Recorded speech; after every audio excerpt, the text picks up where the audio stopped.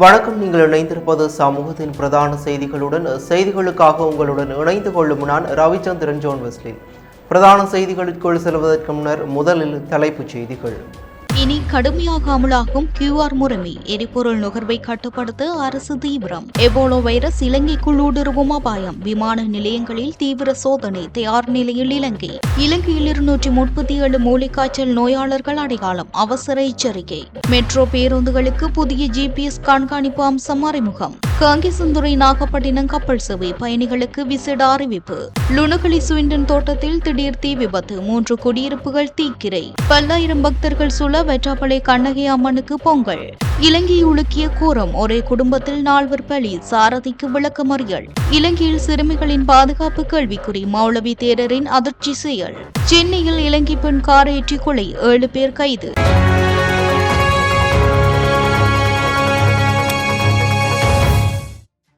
Fourth Monkey Connect.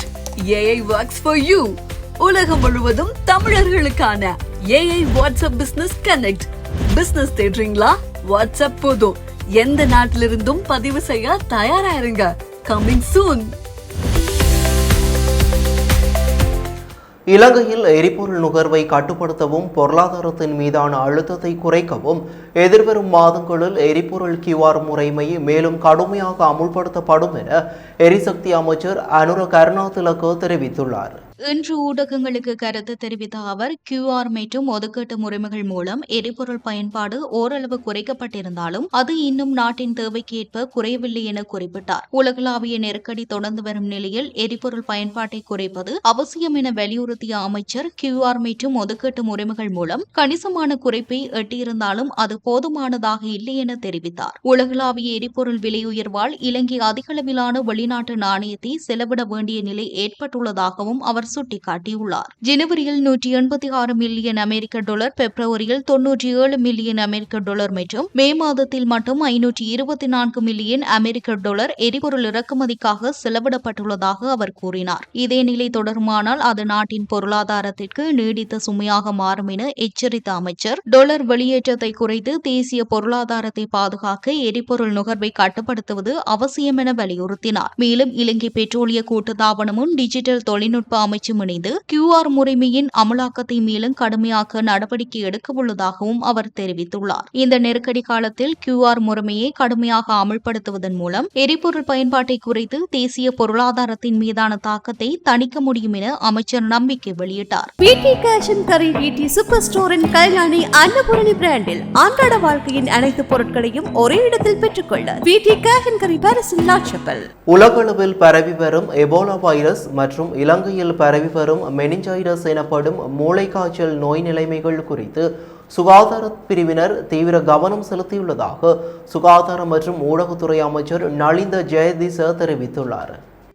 இன்று நடைபெற்ற நிகழ்வொன்றின் பின்னர் ஊடகங்களுக்கு கருத்து தெரிவித்த அமைச்சர் நாட்டில் பரவி வரும் மெனிஞ்சைடிஸ் நோயை கட்டுப்படுத்துவதற்கு சுகாதார பிரிவினர் நடவடிக்கை எடுத்து வருவதாகவும் இதற்காக பொதுமக்களின் ஒத்துழைப்பை எதிர்பார்ப்பதாகவும் குறிப்பிட்டார். அத்துடன் எபோலா நோய் தொடர்பாக தொற்றுநோய் விஞ்ஞான பிரிவு விசேட கவனம் செலுத்தியுள்ளதுடன் அது தொடர்பான தேவையான அறிவுறுத்தல்கள் சுகாதார பிரிவினருக்கு வழங்கப்பட்டுள்ளதாகவும் தெரிவித்துள்ளார். சில ஆப்பிரிக்க நாடுகளில்தான் எபோலா முதலில் கண்டறியப்பட்டது. அதன் பின்னர் உலக சுகாதார ஸ்தாபனம் இதனை ஒரு அவசர நிலைமையாக அறிவித்தது. அது முதல் சுகாதார அமைச்சின் நோய் விஞ்ஞான பிரிவு இது குறித்து தொடர்ச்சியாக கவனம் செலுத்தி எமது சுகாதார கட்டமைப்புக்கு தேவையான அறிவுறுத்தல்களை வழங்கியுள்ளது. அதற்கமைய நடவடிக்கைகள் எடுக்கப்பட்டு வருகின்றன. அடுத்ததாக கடந்த நாட்களில் பதிவான மெனிஞ்சைடிஸ் நோய் குறித்து அது கண்டறியப்பட்ட முதல் நாளில் இருந்தே கவனம் செலுத்தி அதனை தடுப்பதற்கான நடவடிக்கைகள் எடுக்கப்பட்டன. அதனால்தான் கடந்த நாட்களில் நடைபெற்ற தன்சல்களில் தேநீர் போன்ற சூடான பானங்களை வழங்குமாறு நாங்கள் கூறியிருந்தோம். எனினும் ஓரளவிற்கு அதனை கட்டுப்படுத்துவதற்கு சுகாதார பிரிவினர் செயல்பட்டுள்ளனர். இந்த அளவிற்கு நோய் கட்டுப்படுத்தப்பட்டிருந்தாலும் இதனை அலட்சியமாக இருந்துவிட வேண்டாம் என அமைச்சர் கேட்டுக் கொண்டுள்ளார். இலங்கையின் பல்வேறு பகுதிகளில் இருந்து மூளைக்காய்ச்சல் தொற்று சந்தேகத்தில் மொத்தம் 237 நபர்கள் அடையாளம் காணப்பட்டுள்ளதாக சுகாதார அமைச்சின் தொற்று நோயியல் பிரிவு தெரிவித்துள்ளது. நோய் பரவுவதை கட்டுப்படுத்த உதவும் வகையில் சுத்தமான குடிநீரை, குறிப்பாக கொதித்து ஆறிய நீரை அருந்துமாறும் சுகாதார அதிகாரிகள் பொதுமக்களுக்கு அறிவுறுத்தியுள்ளனர். இது தொடர்பில் கருத்து வெளியிட்ட சமூக சுகாதார நிபுணர் வைத்தியர் துஷானி தபரேரா, இதுவரை அடையாளம் காணப்பட்டவர்களிடையே வைரஸ் மூளைக்காய்ச்சல் தொற்றுகள் பரவியிருக்கலாம் என்று நம்புவதாக குறிப்பிட்டார். முதல் நோய் தொற்றுகள் ஏப்ரல் 15 அன்று மாத்தறை, தெனியாயவில் கண்டறியப்பட்டன. அதனைத் தொடர்ந்து ரிக்லஹஸ்க, கண்டி, பதுளை, வெலிமடை மற்றும் தியத்தலாவை ஆகிய இடங்களில் இருந்தும் கூடுதல் நோய் தொற்றுகள் பதிவாகியுள்ளதாகவும் அவர் குறிப்பிட்டுள்ளார். பதிவு செய்யப்பட்ட தொற்றுகளில் பெரும்பாலானவை பாடசாலை மாணவர்களிடையே காணப்படுவதாக சுகாதார அதிகாரிகள் குறிப்பிட்டனர். நேற்றைய நிலவரப்படி 59 நோயாளிகள் மட்டுமே வைத்தியசாலையில் அனுமதிக்கப்பட்டிருந்தனர். மீதமுள்ளவர்கள் தொற்றுக்குள்ளாகி குணமடைந்து வீடு திரும்பினர். இந்த நோயுடன் தொடர்புடைய முதன்மை அறிகுறிகளில் காய்ச்சல், தலைவலி மற்றும் வாந்தி ஆகியவை அடக்கும். பெரும்பாலான நோயாளிகளுக்கு வைரஸ் மூளைக்காய்ச்சல் பொதுவாக சில நாட்களுக்குள் குணமாகிவிடும் என்றும் வைத்தியர் துஷானி தபரேரா விளக்கினார். நோய் பரவலை விசாரிக்கவும் கட்டுப்பாட்டு நடவடிக்கைகளை மேற்பார்வையிடவும் அதிகாரிகள் சிறப்பு குழுக்களை அமைத்துள்ளனர். மேலும் அசுத்தமான குடிநீர் ஆதாரங்கள் நோய் பரவுவதற்கான ஒரு சாத்தியமான காரணியாக இருக்கலாம் என்று குறிப்பிட்டு சுகாதார மற்றும் கல்வி அமைச்சகங்களுக்கு சிறப்பு வழிகாட்டுதல்களை வெளியிட்டுள்ளனர். முன்னெச்சரிக்கை நடவடிக்கையாக சிறுவர்கள் ஒருவருக்கொருவர் உணவை பகிர்ந்து கொள்ளாமல் இருப்பதை உறுதி செய்யவும், அனைத்து நேரங்களிலும் சுத்தமான கொதிக்க வைத்து ஆற வைத்த நீரை பயன்படுத்தவும் பொதுமக்களுக்கு அறிவுறுத்தப்பட்டுள்ளது. இதேவழி எபோலா வைரஸ் பரவல் தொடர்பான அபாயகரமான சூழ்நிலைகளை எதிர்கொள்வதற்கு தேவையான அனைத்து ஆரம்பகட்ட நடவடிக்கைகளையும் இலங்கை மேற்கொண்டுள்ளதாக பொது சுகாதார விசேட நிபுணர் வைத்தியர் துஷானி தபரேரா தெரிவித்துள்ளார். எபோலா வைரஸ் பரவல் பதிவாகியுள்ள ஹொங்கோ மற்றும் உகாண்டா போன்ற நாடுகளில் இருந்து இலங்கைக்கு வருகை தரும் நபர்கள் குறித்து விசேட கண்காணிப்பு செயல்முறையொன்று நடைமுறைப்படுத்தப்பட்டுள்ளது. சுகாதார அமைச்சின் தனிமைப்படுத்தல் பிரிவினால் விமான நிலையம் மற்றும் துறைமுகங்களூடாக வருகை தரும் பயணிகள் கண்காணிக்கப்படுவதுடன் சந்தேகத்திற்கிடமான நோய் அறிகுறிகளை கொண்ட நபர்கள் பற்றிய தகவல்கள் தொற்று நோயியல் பிரிவுக்கு உடனடியாக அறிவிக்கப்படும் என அவர் குறிப்பிட்டுள்ளார்.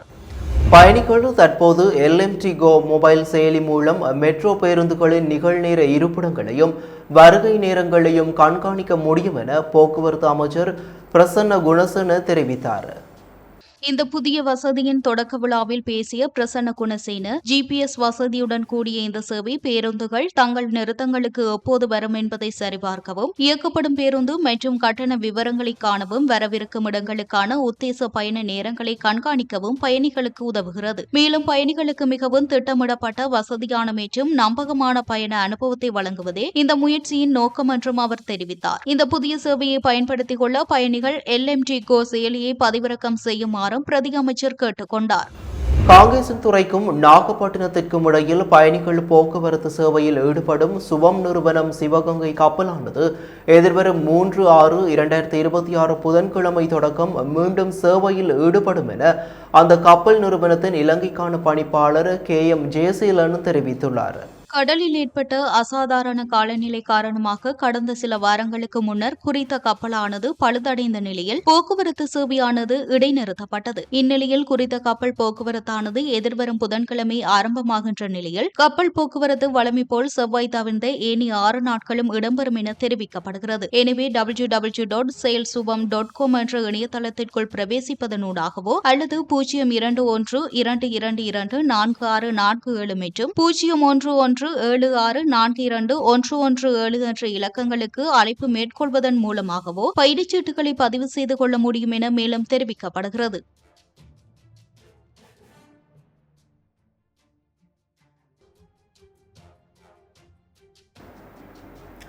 நீதித்துறை அதிகாரிகளின் திடீர் மற்றும் விளக்கமற்ற இடமாற்றங்களும் அவற்றில் நிர்வாகத்துறையினரின் தலையீடும் நீதித்துறையின் மீதான மக்களின் நம்பிக்கையை பாதிக்கக்கூடும் என்று யாழ்ப்பாணம் சட்டத்தரணிகள் சங்கம் சுட்டிக்காட்டியுள்ளது.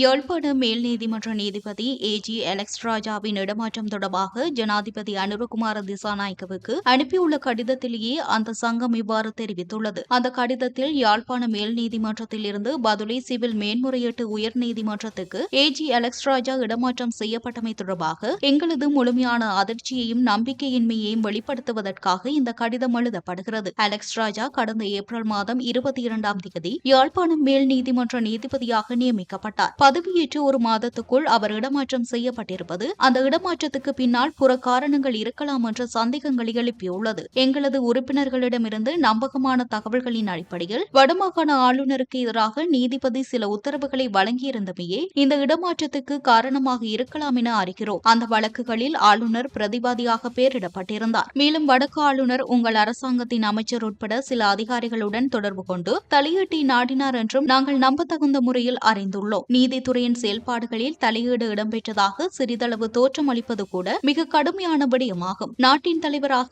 இத்தகைய தலையீடுகளுக்கு எந்தவித சகிப்புத்தன்மையும் இருக்கக்கூடாது என்பதை உறுதி செய்யும் பொறுப்பு உங்களுக்கு உள்ளது. இந்த விடயத்தை மிக உயர்ந்த முன்னுரிமையுடன் விசாரிக்குமாறு வலியுறுத்துகிறோம். இந்த குறிப்பிடப்பட்டுள்ள விடயங்களை நேரில் விளக்குவதற்காக உங்களை சந்திக்கும் வாய்ப்பையும் வழங்க வேண்டும் என்று கோருகின்றோம் என்றுள்ளது. பதுளை லுணுகலை பிரதேச செயலகத்திற்கு உட்பட்ட ஸ்விண்டன் தோட்ட பகுதியில் இன்று காலை ஏற்பட்ட திடீர் தீப்பரவல் காரணமாக தொழிலாளர்கள் வசித்து வந்த 3 லைன் குடியிருப்புகள் முற்றிலும் தீக்கிரையாகி பெரும் சேதம் ஏற்பட்டுள்ளது. இன்று காலை ஸ்விண்டன் பகுதியில் உள்ள லயன் குடியிருப்பு ஒன்றில் திடீரென தீப்பற்றியதாக தெரிவிக்கப்படுகின்றது. அச்சமயம் வீசிய காற்றின் காரணமாக தீ வேகமாக பரவி அருகில் இருந்த மேலும் 2 குடியிருப்புகளும் தீயின் பிடியில் சிக்கியுள்ளன. சம்பவ இடத்திற்கு உடனடியாக திரண்ட தோட்ட மக்கள் மற்றும் அப்பகுதி இளைஞர்கள் இணைந்து தீயை அணைக்கும் பணியில் ஈடுபட்டனர். கடும் முயற்சிகளுக்கு பிறகு தீ கட்டுப்பாட்டுக்குள் கொண்டுவரப்பட்டாலும் 3 வீடுகளும் முற்றிலும் சேதமடைந்துள்ளன. இந்த தீ விபத்தினால் பாதிக்கப்பட்ட வீடுகளில் இருந்த அத்தியாவசிய பொருட்கள், வீட்டு உபயோகப் பொருட்கள் மற்றும் முக்கிய ஆவணங்கள் அனைத்தும் எரிந்து நாசமாகியுள்ளன. இதனால் பல குடும்பங்கள் தற்காலிகமாக தங்குமிட இழப்பை எதிர்கொண்டுள்ளன. விபத்திற்கான காரணம் இதுவரை உறுதிப்படுத்தப்படவில்லை. எனினும் மின்கசிவு காரணமாக தீ ஏற்பட்டிருக்கலாம் என சந்தேகிக்கப்படுகின்றது. இதேவேளை பாதிக்கப்பட்ட குடும்பங்களுக்கு தற்காலிக தங்குமிட வசதிகளையும் அவசர நிவாரண உதவிகளையும் வழங்குவதற்கான நடவடிக்கைகள் மேற்கொள்ளப்பட்டு வருகின்றன. சம்பவம் தொடர்பாக லுணுகலை போலீசார் மேலதிக விசாரணைகளை ஆரம்பித்துள்ளனர். 2025ஆம் ஆண்டு ஆரம்பிக்கப்பட்ட வனஸ்பதி திட்டத்தின் கீழ் இதுவரையில் 81 காடுகள் பாதுகாக்கப்பட்ட வனப்பகுதிகளாக வர்த்தமானி மூலம் பிரகடனப்படுத்தப்பட்டுள்ளன. அத்துடன் எதிர்வரும் ஜூன் மாதம் 5ஆம் தேதி மேலும் 5 காடுகள் வர்த்தமானி மூலம் பாதுகாக்கப்பட்ட காடுகளாக பிரகடனப்படுத்தப்பட உள்ளன. இதற்கமைய மொத்த பாதுகாக்கப்பட்ட காடுகளின் எண்ணிக்கை 86ஆக அதிகரிக்க உள்ளன. எதிர்வரும் ஜூன் மாதம் 5ஆம் தேதி ரிதிகல, அலியா வெடுனு வெளகாடு, புலாகல, கோன்கெட்டியாவ மற்றும் கெல்லஞ்சி ஆகிய காடுகள் பாதுகாக்கப்படும் வனப்பகுதிகளாக ஒதுக்கப்பட உள்ளன. அரசாங்க தகவல் திணைக்களத்தில் இன்று நடைபெற்ற ஊடகவியலாளர் சந்திப்பில் கலந்து கொண்டு உரையாற்றிய சுற்றாடல் துறை அமைச்சர் கலாநிதி தம்மிக்க படப்பிந்தி இந்த திட்டம் குறித்த பரப்பளவு விவரங்களை வெளியிட்டார். 2025ஆம் ஆண்டில் பாதுகாக்கப்பட்ட காடுகளாக பிரகடனப்படுத்தப்பட்ட 29 காடுகள் சுமார் 50,000 ஹெக்டேர் பரப்பளவை கொண்டிருந்தன. அதன் பின்னர் உலக வனங்கள் தினத்தன்று பாதுகாக்கப்பட்ட காடுகளாக பிரகடனப்படுத்தப்பட்ட 50 காடுகள் 12,989 ஹெக்டேர் பரப்பளவை கொண்டிருந்தன என அமைச்சர் இங்கு குறிப்பிட்டுள்ளார். முல்லைத்தீவு மாவட்டத்தின் வரலாற்று சிறப்புமிக்க வற்றாப்பளை கண்ணகை அம்மன் ஆலயத்தின் வருடாந்த பொங்கல் உற்சவம் பக்தி பரவசத்துடன் நடைபெற்றது. கடந்த 18/5/2026 அன்று பாக்குத்தண்டலுடன் ஆரம்பமான உற்சவ நிகழ்வுகள் 25/5/2026 அன்று புனித நீரில் விளக்கு வைப்பும் தீர்த்தமடுத்தல் நிகழ்வும் இடம்பெற்றது. இந்நிலையில் இன்றைய தினம் வெற்றாப்பளை கண்ணகி அம்மன் ஆலயத்தில் நடைபெற்ற பொங்கல் உற்சவத்தில் பல்லாயிரக்கணக்கான அடியார்கள் கலந்து கொண்டனர். பால்காவடி, பறவைக்காவடி, ஆணிப்பாத நிவர்த்தி கடன், அங்க பிரதட்சணை உள்ளிட்ட பல்வேறு நேர்த்தி கடன்களை பக்தர்கள் நிறைவேற்றினர். ஆலய வளாகம் முழுவதும் இரவு பகலாக பக்தி சூழல் நிலவியதுடன் பொங்கல் நிகழ்வுகளும் சிறப்பாக இடம்பெற்றன.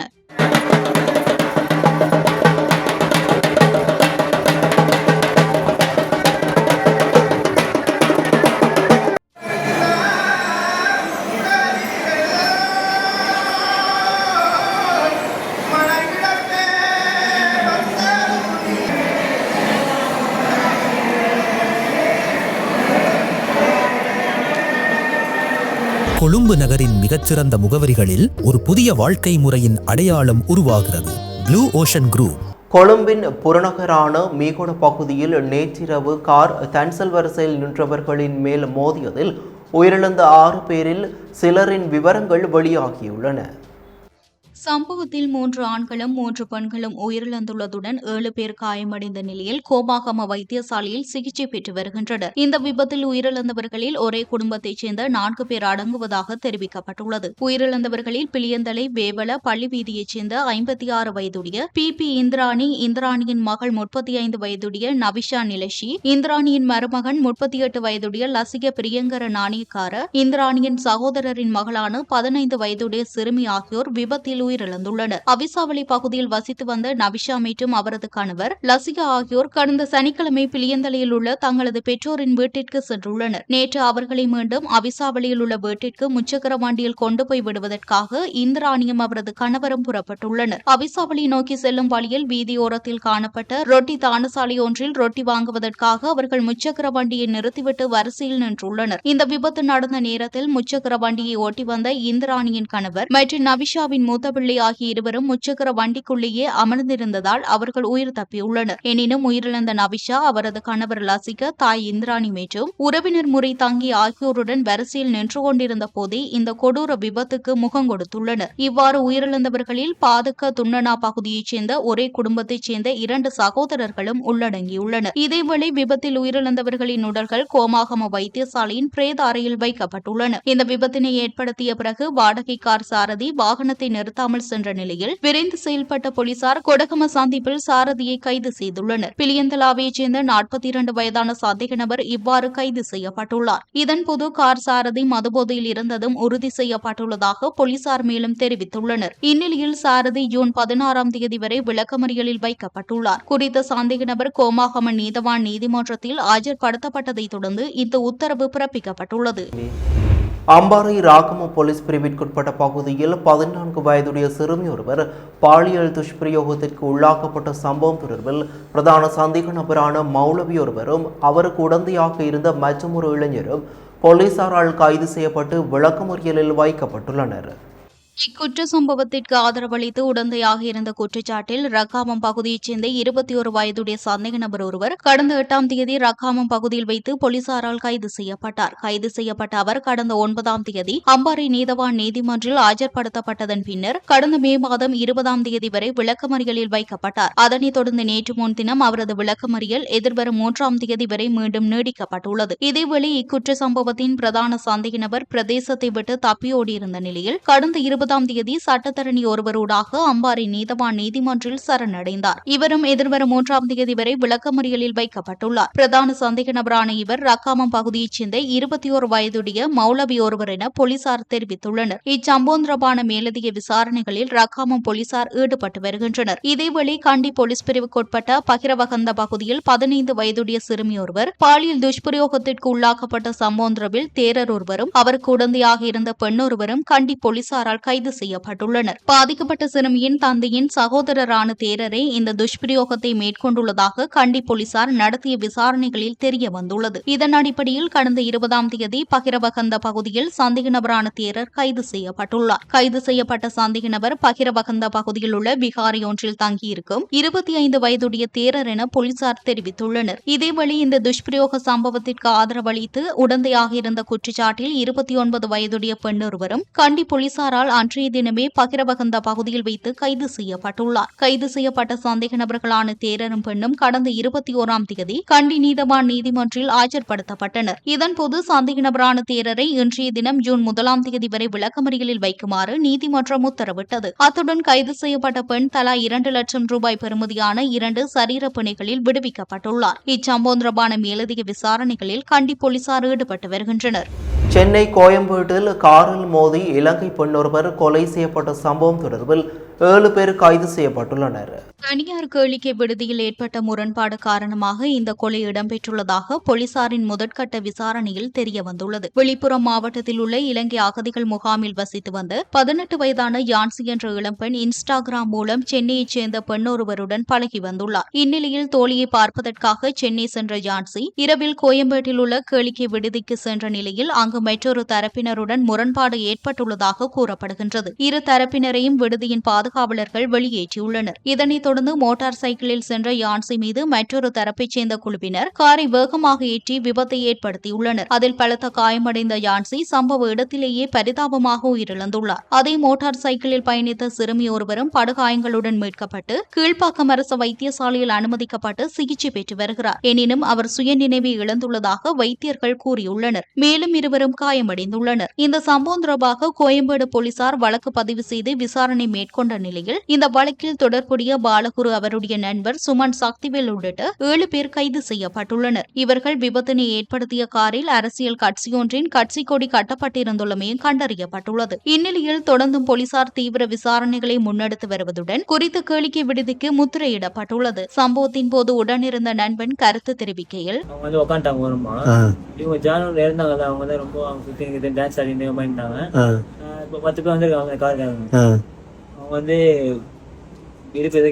போல டான்ஸ் ஆடி இடுப்பு கிள்ளி வாழ கூப்பிடுறாங்க போல என்ன சொன்னாங்க.